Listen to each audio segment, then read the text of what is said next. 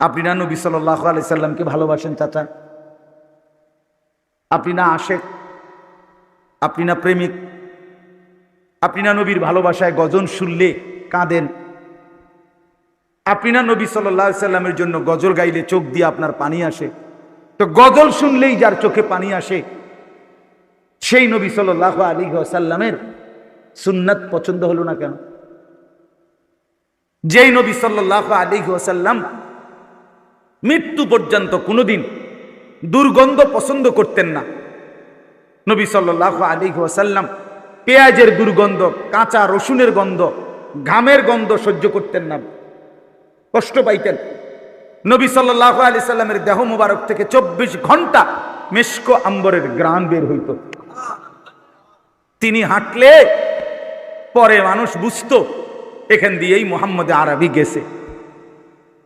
যিনি এত সুগন্ধি যুক্ত ছিলেন, যিনি কখনোই দুর্গন্ধ পছন্দ করতেন না, চাচা আমারে মাফ করে দিয়েন, আমি আপনাদের কাছে বিনীত অনুরোধ করি, আপনি ইনসাফের সাথে বলেন যেই নবী কোনোদিন দুর্গন্ধ পছন্দ করে নাই, সেই আপনি 60 বছর 50 বছরও আজও বিড়ি সিগারেট খান, বিড়ি খান, এই দুর্গন্ধ নিয়া আপনি রাসূলুল্লাহ সাল্লাল্লাহু আলাইহি সাল্লামের সামনে সুপারিশের জন্য কেমনে দাঁড়াইবেন?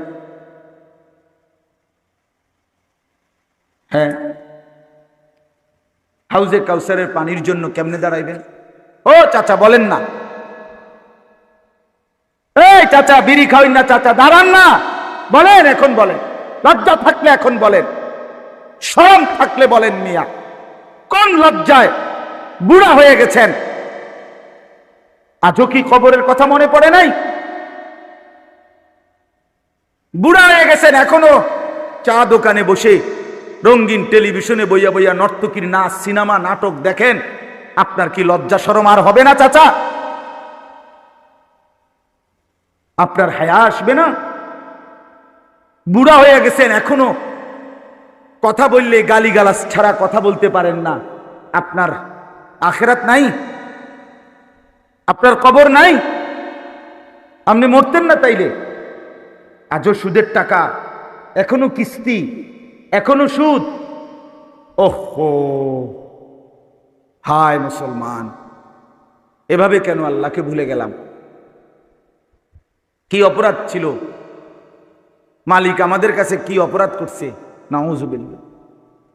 বলেন যুবক ছেলেরা, বলো ভাইয়া, এখন দাঁড়াও না ভাইয়া, এখন বলো, তোমরা যারা নামাজ পড়ো না, কি অপরাধে বাপ